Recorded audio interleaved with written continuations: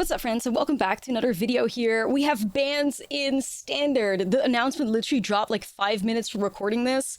I was not expecting it at all. I was not ready. I have not read any of this yet, so let's read this together. I'm gonna give you guys my thoughts on everything, and let's see what happened, because we got 3 banned cards. Badgermole Cub, Stormchaser Stallion, and Grand banned out of Standard. I did not think we would ever see today. I truly thought they were just hoping that Stormchaser would eventually just like fade with rotation.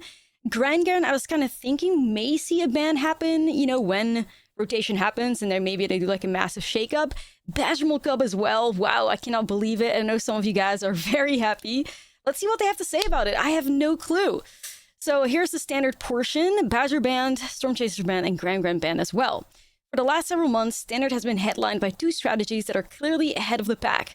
Badgermole Cub-based strategies in green, and various decks utilizing blue-red non-creature spells. For most of the time, the gap between these 2 strategies and the rest of the format was discernible, but not insurmountable. Many decks could find success each weekend. Right, because they were like very hung up on the fact that like, despite Standard being a little annoying, it was balanced and like multiple strategies could handle these like decks or whatever. Because for the longest time, they were like, these cards aren't problematic enough.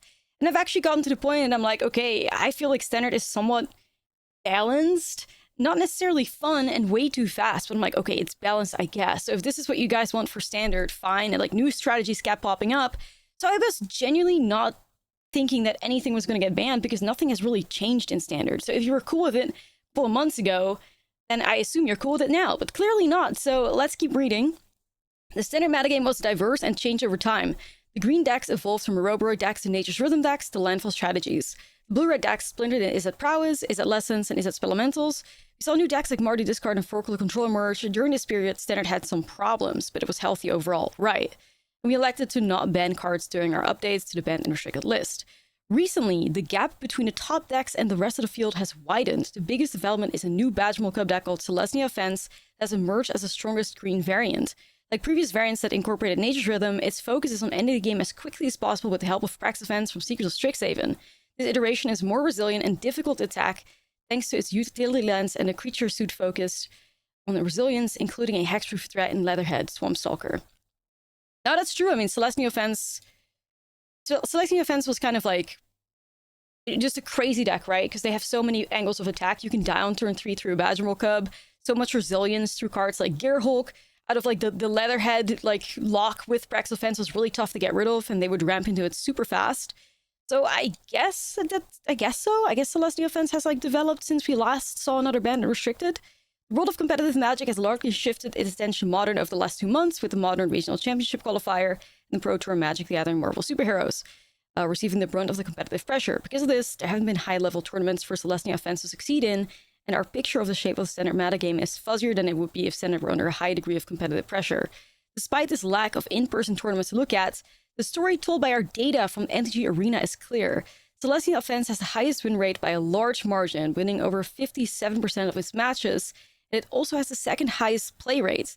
Normally, win rates fall as play rates climb. Decks that can maintain high win rates while also having high play rates are largely threats to the balance of formats. In fact, the overall profile of Celestial Offense decks in our data is very similar to what Vivi and Agatha's Soul Cauldron's data looked like at the time we banned Vivi. Okay, damn. Okay, sure. I find that kind of wild, but okay, sure. Most of the time, when a new deck breaks onto the scene with a high win rate and it quickly picks up steam, it's no cause for alarm. It takes time for players to figure out how to play against these new strategies and adapt their sideboards and strategies to face it. In this case, Celestial Offense is not a brand new deck. It's an evolution of one of the format's pillars and represents a new balance of resiliency and speed with a few weaknesses. The combination of sustained high win rate and play rate in our data, in addition to Badgermole Cub's history of dominance, is concerning. I mean, I was kind of thinking that these control decks like that have been like emerged on the scene did a reasonable enough job trying to keep it in check. I mean, I wouldn't want it, but like I would assume that Wizards was like, okay, sure, control is with the revelations and the board wipes and all the removal that they're playing is good enough. I mean, to me, I had always perceived that as something highly toxic, right? Because a control deck that is built the way these Jeskai control decks are built, or Four-Color Control, where it's basically like 80% creature removal, is just like, that just highlights how toxic the format is, right? Like, it's either you try to win on turn 3 with a creature, or you pack your entire deck with removal so that that doesn't happen, which is a super toxic environment. But for the longest time, according to Wizards, it was fine.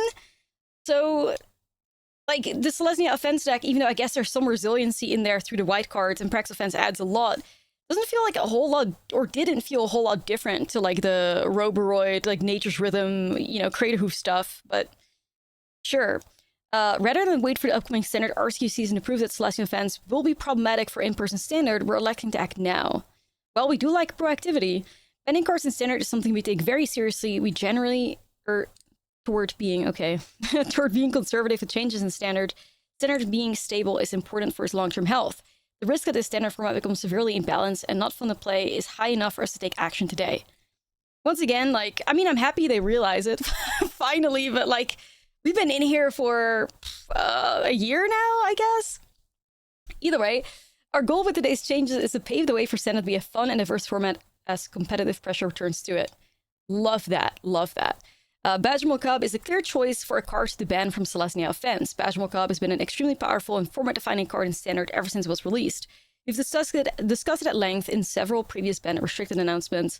It's a cheap threat that demands an immediate answer and lets its controller develop an insurmountable mana advantage. Yeah.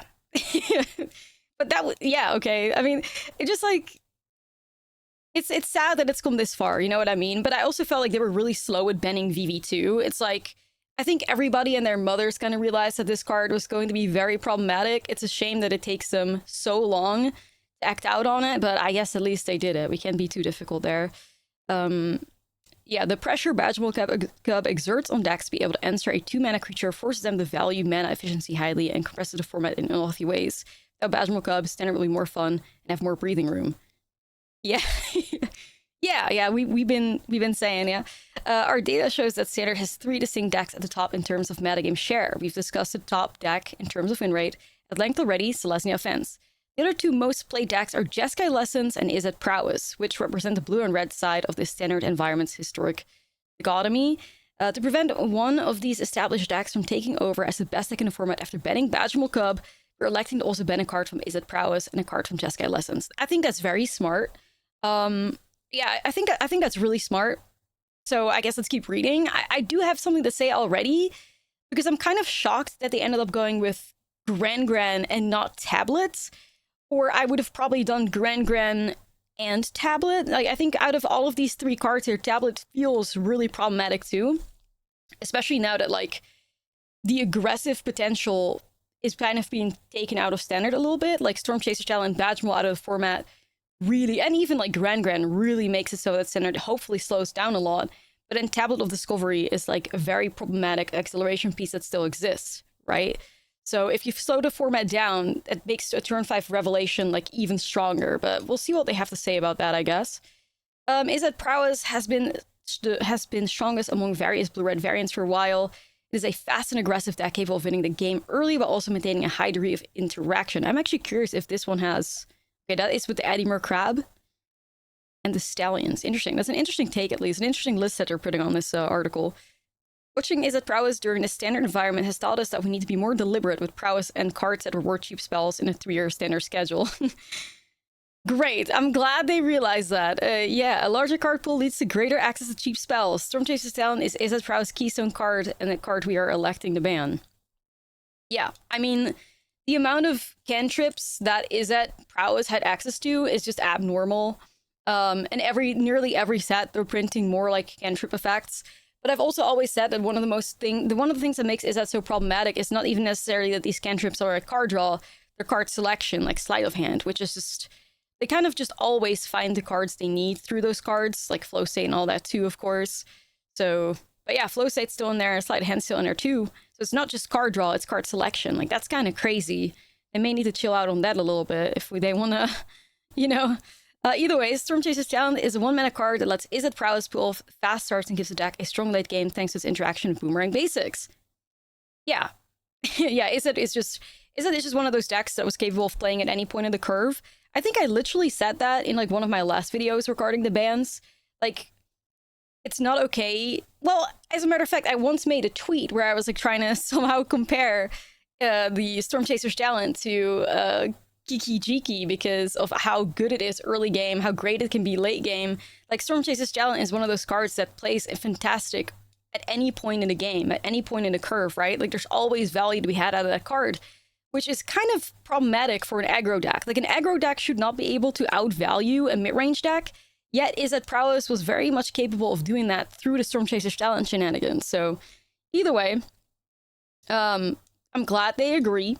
This combination of early game and late game strength is something we think is inappropriate for a 1-mana card. You may be right, you know, you may be right. Cards that cheap shouldn't be so well-rounded and shouldn't compete with more expensive cards as the game goes along. Without Stormchaser's talent, blue-red decks would be a little slower and easier to overcome in the late game. Yeah, absolutely agree. Now they get to Jeskai Lessons, which is basically just Izzet Lessons / white for Jeskai Revelation, and it takes a little bit more of like a control-ish element in there as well. So like for those of you guys that are unfamiliar, like no monuments to endurances, you know, no artist talents. It's just chain a bunch of Jeskai Revs. And then they even have access to cards like Flashback or Thor to try and buy back the Revelations. So it's never just 4, it's always more than them. Even though the list they have here has 1 copy of Flashback. Okay. So lesson decks are blue-red variant that have been consistently strong in Standard since release. Jeskai Lessons is a new evolution of them that incorporates Tablet of Discovery and Jeskai Revelation to gain a powerful late game. It's one of the variations of blue-red that doesn't commonly play Stormchaser style and it has the highest play rate in Standard on MTG Arena. Prevent Lessons variants from taking the top slot in the next iteration of Standard, we're choosing to ban Gran. I mean, I have a couple of things to say about this.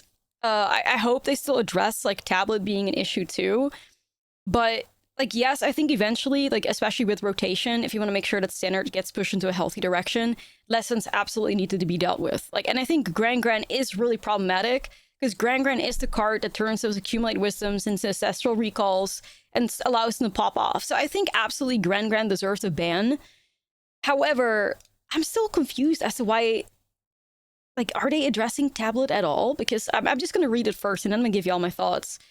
But yeah, I do agree that in order to keep Lessons in check, you have to get rid of Gran because, I mean, I also think that Gran through design is flawed already. I, for the life of me, have no clue how this card ever made it past design with the text saying non-creature spells cost 1 less to cast if there are 3 more Lesson cards in your graveyard. Like, the obvious thing would be that Lesson spells get discounted. Like, who decided to give Gran a discount on every non-creature spell? What? I don't know. I mean, either way, she's gone now, so we celebrate that.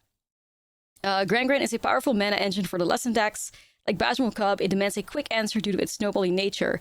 That's true. Like, you did always have to, like, board in some early interaction whenever you were playing against the Jeskai deck, because if Gran sticks, you're in a lot of trouble.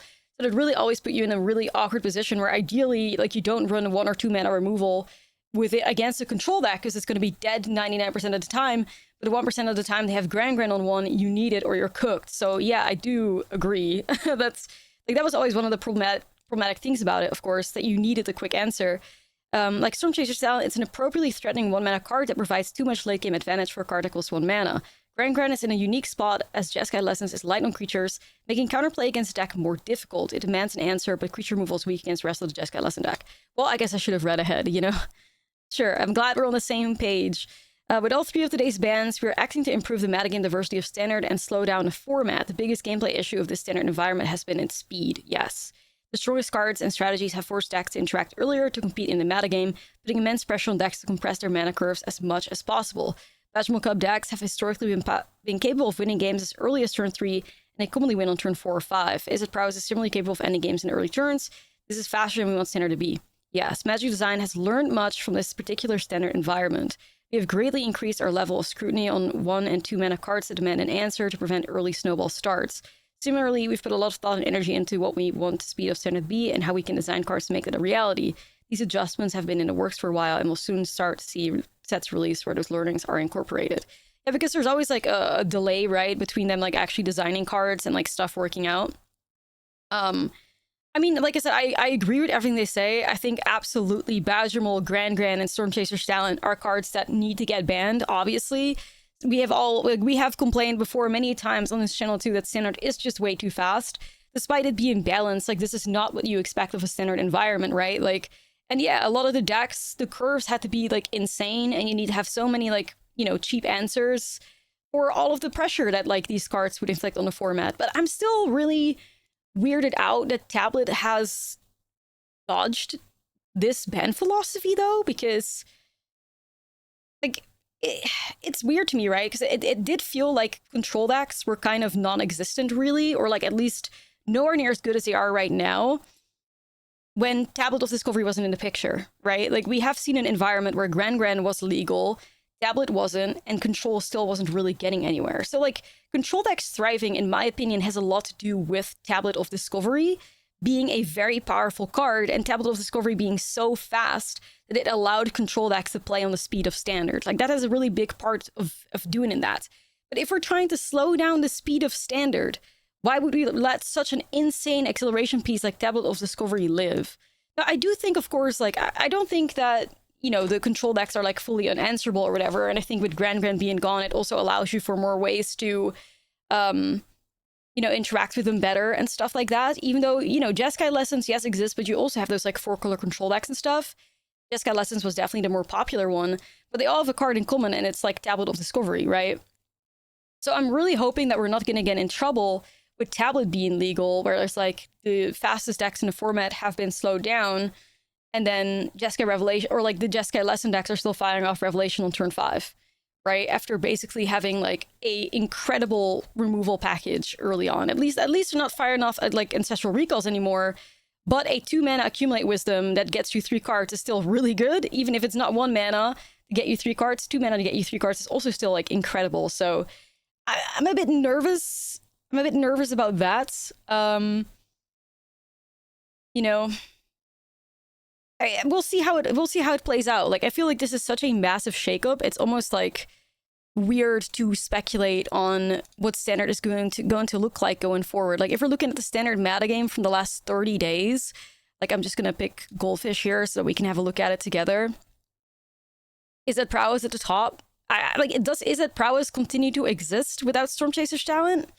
I kind of doubt it. I feel like Stormchaser's talent added so much power into the mix. I think is that like Spelementals has definitely gained a lot from, you know, this ban. Like, Spelementals doesn't really rely on like the Stormchaser package or whatever. Then again, like, if creature decks or if aggro decks become a lot worse and mid-range gets incorporated a little bit more into the format, like Spelementals may like fall off a little bit there too, I guess. So this is gonna be wild to see. Like, I mean, Stormchaser's talent being gone is just, I mean, I can't believe we're here. I'm so happy we are. Jeskai Lessons, I think Jeskai Lessons will be fine without Gran. I mean, the question remains whether or not they like stay true to the lesson package without like the Gran payoff being there, because you also have Jeskai Control or like 4-color Control that doesn't rely on like the lesson package. I still think that cards like Combustion Technique and Accumulate Wisdom are fantastic like payoff. So we're gonna see if the control decks will want to stick within the lesson package without the Gran discount being part of it. I could see it happen. I could also see like the meta developing differently, because, you know, if cards like Stormchaser's Talent are gone and Bajmal Cub is gone, these control decks will be forced to use or like they will be more free to use different forms of interaction. And I think what makes the lesson package so good is that it's super cheap and super efficient.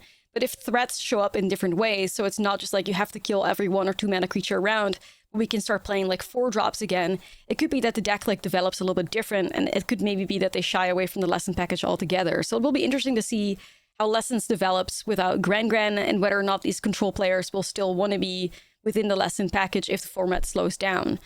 And of course, Celestia Aerobroid, I mean, without Bajmal Cub, I still think there's a lot of speed within this deck. I think Celestia Aerobroid is very capable of winning, even if they don't have those disgusting Bajmal starts. Of course, Llanowar Elf's still a really good card. You know, they still have their spider manifestations. They could, instead of Bajmal Cub, just decide to run like Gene Pollinator too, and see how, if the deck is still capable of doing that. I still think if you have a Llanowar Elves and a Pollinator start, or Llanowar Elves and a spider manifestation start, you fire off a turn 4 Aerobroid, or a turn 4 Leatherhead, or a turn 4 Gearhulk, you still slam those like Praxis Fences or whatever. I still think this deck can win. So I think it's slowed down. I don't think it's going to disappear out of the format with Bajmal Cub being gone. It still has so many like good elements and is still like very well positioned, I feel. But it's crazy to speculate on this, right? Like, here we have 4-color Control. I mean, they have already not Gran. They like 4-color Control could come out on top as like the stronger control deck over lessons, right? Like if lessons isn't really worth trying anymore, why not bring cards like this? Could absolutely go in that direction as well. And Tablet of Discovery is still in there, which, I mean, we'll see how that goes. We'll see how that goes. Like, I'm a bit worried about Tablet surviving, but, you know, what else do we have? Green Landfall. I think Green Landfall would be fine without Bajmal Cub too. I don't think Bajmal Cub is integral to, like, Green Landfall surviving.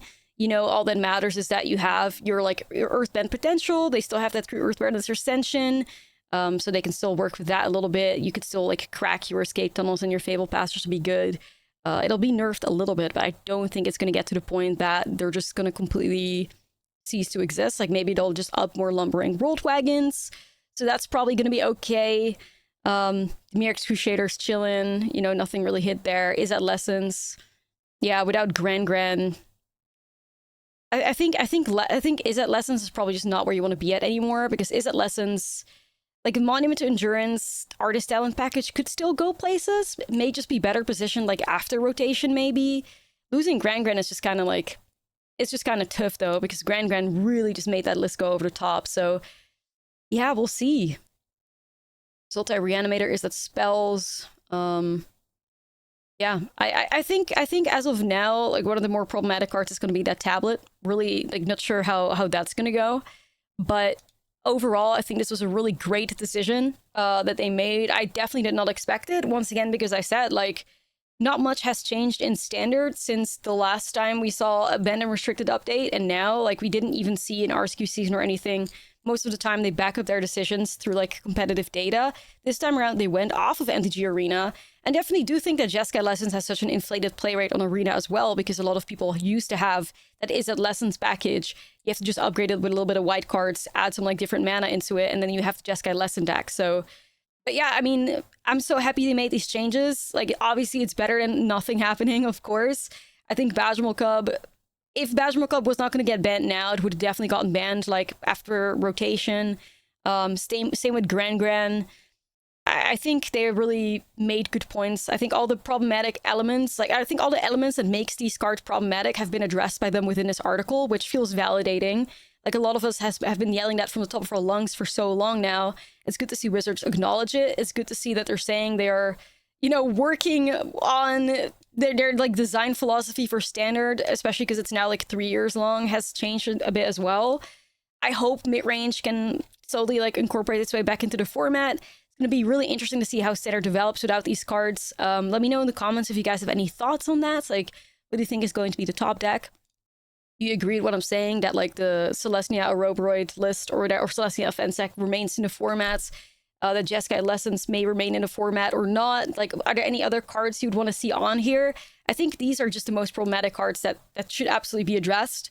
But still, part of me wouldn't have necessarily minded Tablet over Gran. Ideally, Tablet alongside Gran, of course, but that's currently, like, what I'm thinking could get us in trouble. But yeah, let me know what you guys' thoughts are. I think it's at least great that we're seeing this.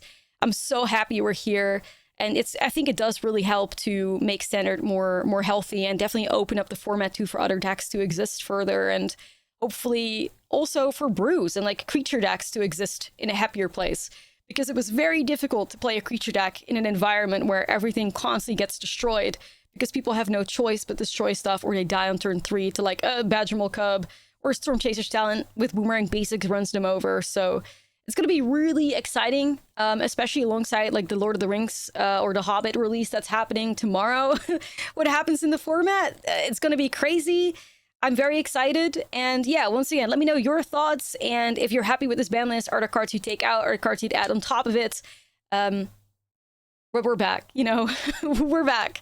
I'm very excited. Thank you guys for watching, and look forward to the brews that are happening on this channel with the Hobbit and stuff. So, thank you guys. Take care.